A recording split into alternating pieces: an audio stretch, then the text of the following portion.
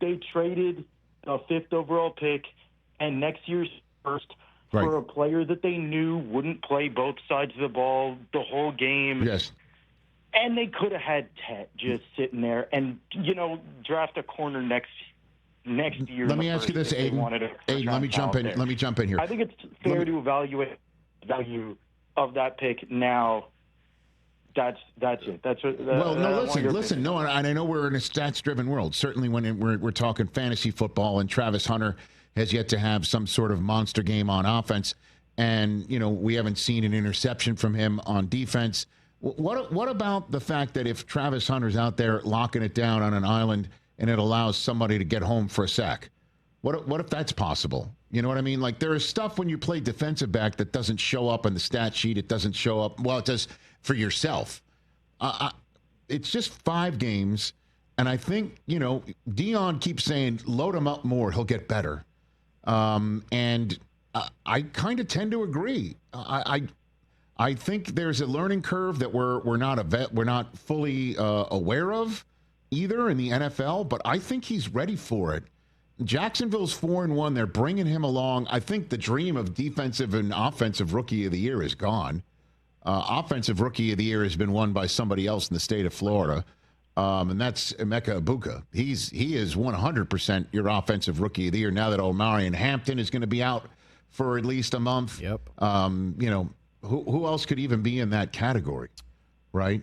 Obviously McMillan could be at some point entering a chat, but not like Egbuka. And thanks for the call, Aiden. Now, I understand that, Travis Hunter is yet to emerge as an unstoppable player. He made some incredible catches last night. And some incredible individual plays. Yep. The offense clearly in Jacksonville is not as fully developed and is behind the maturation process, if you will, than the defense. The defense is way ahead of things. They're 4-1. I will just counsel again. Aiden was like, I'm not throwing the word bust around, but, I understand that you move up from 5 to 2 and give up a first in a next year's draft for somebody who is a quarterback, not a wide receiver / cornerback. Let's see how it plays out. Let's see how many snaps he's going to get on both sides of the ball. Let's see how a game might dictate his usage on defense or on offense.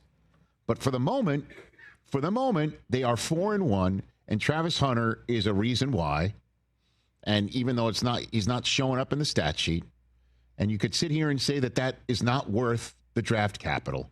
But if the Jaguars win the division and make the playoffs, and Travis Hunter is part of the reason why, it won't matter until obviously the Browns are on the clock in Pittsburgh in 2026.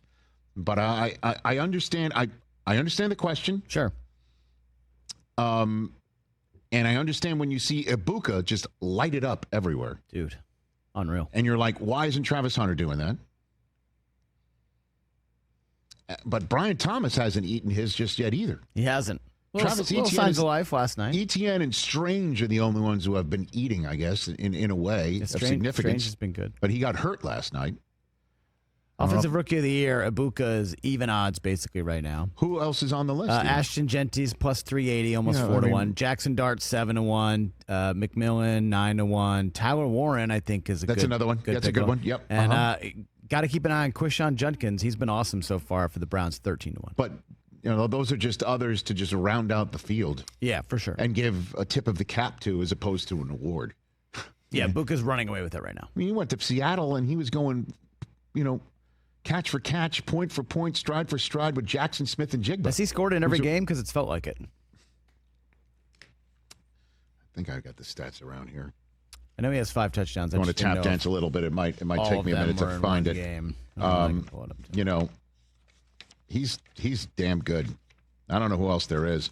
But I said, I understand the point. You're like, you give up all that capital. The question is what are you going to do with him? He didn't score in week 3. He scored, but he has 5 total touchdowns. Okay, there you go. Egbuka is the 3rd rookie this decade to have 100 receiving yards and a receiving touchdown in back-to-back games at all. Wow.